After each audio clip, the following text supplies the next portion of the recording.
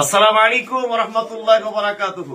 দেশ এবং প্রবাস থেকে যারা দেখছেন দয়া করে ভিডিওটি শেয়ার করবেন। আজকে খুব আনন্দের সঙ্গে জানাচ্ছি, আজকে প্রথম সিয়ামের জন্য আমরা সাহারি করছি। রমজানের আজকে প্রথম দিন এবং প্রথম সাহারি। আর প্রথম সাহারি আমাদের মাদ্রাসার বাচ্চাদের করাচ্ছেন হুগলি জেলাতে বাড়ি, ওনার নাম হচ্ছেন মাস্টার হাবিবুর রহমান বা হাবিবুল্লাহ। উনি আজকে সাহারিতে বাচ্চাদের এক পেটি ডিম দিয়েছেন, সাথে সাথে একদিনের বাচ্চাদের ইফতারের খরচা তিনি দিয়েছেন। আর আমরা এখন বর্তমানে প্রথম সাহারিতে বাচ্চাদেরকে খাদ্য প্রদান করছি। একটা করে ডিম সিদ্ধ, সঙ্গে ডাল আলু একটা ঘন্ট টাইপের তরকারি, আর একটা করে ডিম সিদ্ধ। আপনারা অবশ্যই আমাদের মাদ্রাসা এখন 1 মাস খোলা থাকবে রমজানে, সকলেই আপনারা সহযোগিতা করবেন। আপনি 1 কেজি খাজুর হলেও বাচ্চাদের জন্য ইফতারের জন্য সহযোগিতা করতে পারেন। আপনি বাচ্চাদেরকে 1 পিস করে ডিমও সাহারিতে খাওয়াতে পারেন।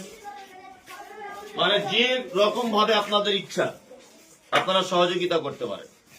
অবশ্যই সহযোগিতা করার জন্য উপরে দেওয়া এই সমস্ত নাম্বার বা স্ক্যানারটি আপনারা ব্যবহার করবেন। কোনো সমস্যা নেই, আপনাদের দান আল্লাহ সুবহানাহু ওয়া তাআলা কবুল করবেন। আর প্রতিষ্ঠানগুলো এইভাবেই চলছে, আপনারা সব জানেন। এখন আমি নিজে হাতে রান্না করে খাওয়াচ্ছি বাচ্চাদেরকে, আলহামদুলিল্লাহ। এটা যে কি বড় আনন্দ, সুবহানাল্লাহ সুবহানাল্লাহ। গত বছরেও আমি প্রথমে খাইয়েছিলাম। আমি যদিও মুম্বাই, দিল্লি বিভিন্ন জায়গায় চলে যাই রমজান মাসে, বুঝতেই পারছেন, মাদ্রাসার জন্য। ওই জন্য আজকে প্রথম সাহারিতে আমি আসি। আসসালামু আলাইকুম। প্রত্যেকে ভিডিওটা দেখলে প্রত্যেককে বলবো ভিডিওটা বেশি শেয়ার এবং লাইক, সাবস্ক্রাইব অবশ্যই আপনারা করবেন। আপনারা যে ভিডিওটা দেখলেন সেটা হচ্ছে মুমতাজুল ইসলাম, তিনি মাদ্রাসার জন্য ভিক্ষা চাইছেন। তিনি বলছেন যে পবিত্র রমজান মাস, আপনার এই রমজান মাসে যে যেখান থেকে দেখছেন দূর দূরান্ত থেকে প্রত্যেকেই দেখবেন মোবাইল একটা স্ক্যানার দিয়েছে, তাতে টাকা মারতে বলছে মাদ্রাসার জন্য। তা আমি বলবো, জনসাধারণ দেখে লক্ষ্য করে বলবো, এই যে মুমতাজুল ইসলাম যে ভিক্ষা করছে মাদ্রাসার ছেলেপিলের জন্য, তা আমি বলবো যে মাদ্রাসার ছেলেপিলের জন্য যে ভিক্ষা করছে, এ মাদ্রাসা কত কোনো দরকার ছিল না? এ হসপিটাল করা দরকার ছিল, কলেজ করা দরকার ছিল। আর পরের ছেলে মেয়ের জন্য ওরা তো দরদ উতলাচ্ছে কেন বলুন তো? পরের ছেলের জন্য তাকে ভিক্ষা করে বেড়াতে হচ্ছে কেন? তো তার তো কোনো দরকারই ছিল না এরকম ভিক্ষা করা। তাহলে স্বার্থ না হলে কোনো মানুষ ভিক্ষা করতে নামে না, স্বার্থ না হলে কোনো মানুষ মাদ্রাসা খোলে না। তো আজ যে মানুষটার মুখে মাদ্রাসার কথা, যে মানুষটার মুখে পাওয়া যায় যে মসজিদ টাইলিশ করার দরকার নেই, মসজিদকে দুতলা করার দরকার নেই, মসজিদের যে টাকাগুলো দুতলা বা টাইলিশ বসাবেন সেই টাকাগুলো এই আহলে হাদিসের বক্তা মুমতাজুলকে দিয়ে দিলেই হবে, বলছিল একটা জালসায়। তা আমি বলবো, এই মুমতাজুল ইসলাম যে আদায় করছে, যে ভিক্ষা করছে, আপনারা তাকে কি দিবেন কি দিবেন না আপনারা একটু বিচার করুন আগে, তারপরে তার ভিক্ষা করাকে দেবেন কি দিবেন না সেটা তারপর পরে ভাববেন। তো আমি বলতে চাই যে হুমায়ুন কবির মহাশয়, তিনি যে বাবরি মসজিদ শুরু করে দিয়েছে, কাজ চলছে। পৃথিবীর কোনো কিতাবে কি লেখা আছে শুধু আলেম ওলামারা মসজিদ মাদ্রাসা করবে, কোনো জনসাধারণ মসজিদ করতে পারবে না? কি বাবরের নামে বাবরি মসজিদ করতে পারবে না? হাইকোর্টে কোনো সমস্যা নেই, সুপ্রিম কোর্টে কোনো সমস্যা নেই, আর নিজের জায়গায় নিজের টাকাতে হবে, কোনো সমস্যা নেই। তো এই যে মুনাফিক, এই মুমতাজুল ईमान चोर ताराबी 8 रकात पढ़ने वाला व्यक्ति যে মাযহাব মানে না, যে মানে কি ওলিদেরকে গুস্তাকি করে, সাহাবাই গ্রামদেরকে নিয়ে গুস্তাকি করে, নবীকে নিয়ে গুস্তাকি করে, ফতোয়া আলমগীরি কিতাবকে নিয়ে ভুল ব্যাখ্যাকারী এই মুমতাজুল ইসলাম সে বলেছে যে এখানে বাবরি মসজিদ করার কোনো দরকার নেই।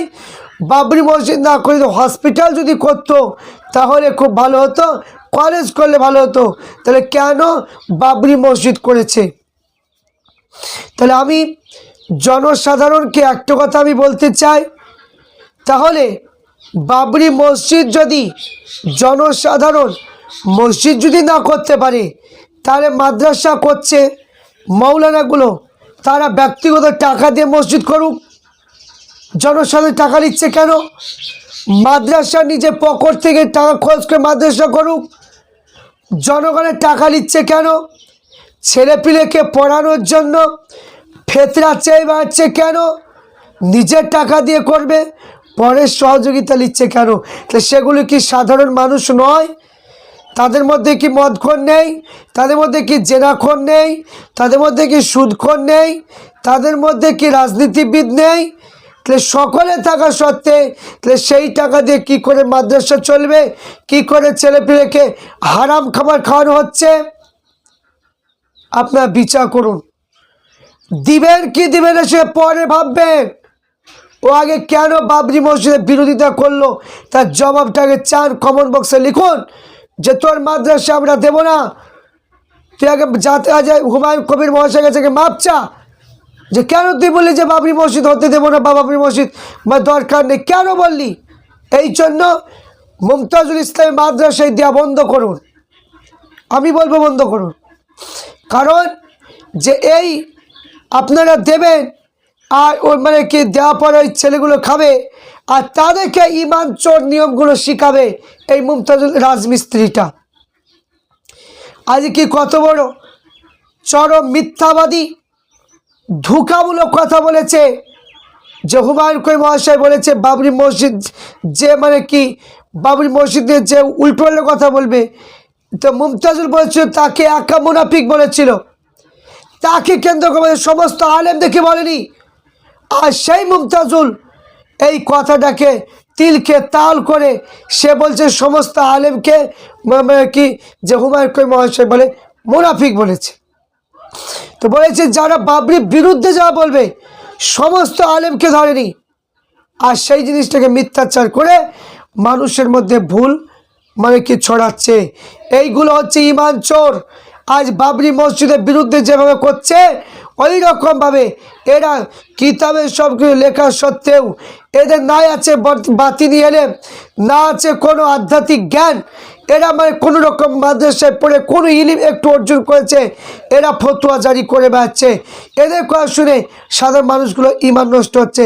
যেমন বাবরি মসজিদ হকের প্রতি মানে কি যেমন বিরুদ্ধে কথা বলছে, ওই রকমভাবে আহলে সুন্নাত ওয়াল জামাতের বিরুদ্ধে এরা বেরিয়ে গিয়ে ইংরেজদের হাতকে শক্ত করে এরা ইংরেজদের প্রচার করছে এরা। এই জন্য আমি বলবো যে আপনারা প্রত্যেকেই মুমতাজুল ইসলামকে দান দেবেন কি দেবেন না সেটা আপনারা দেখুন। যে মসজিদের বিরুদ্ধে হয়, যে মসজিদের বিরুদ্ধে কথা বলে তাকে দান দিলে আমার মনে হচ্ছে উপকার হবে বলে কিছু মনে হচ্ছে না। যার মুখে হসপিটালের কথা, যার মুখে মানে কি যে এখানে কলেজের কথা, তার কাছে শিক্ষার কোনো দাম নেই, তার কাছে সমাজ পরিবর্তন হবে বলে কোনো আশা পাওয়া যাচ্ছে না। কারণ এ মসজিদের বিরোধী লোক এর মানে কি দান দিলে কোনো উপকার আসবে না, কোনো উপকার আসবে না। তাই প্রত্যেককে বলবো এই মুমতাজুল ইসলাম মাদ্রাসার দান দেওয়া থেকে বন্ধ করুন। কারণ এর দ্বারা কোনো উপকার সমাজের হবে না। আমি হাতে কলমে লিখে দেবো, কারণ এ মসজিদের বিরুদ্ধে কথা বলেছে। আশা করছি আপনারা প্রত্যেকেই বুঝতে পেরেছেন।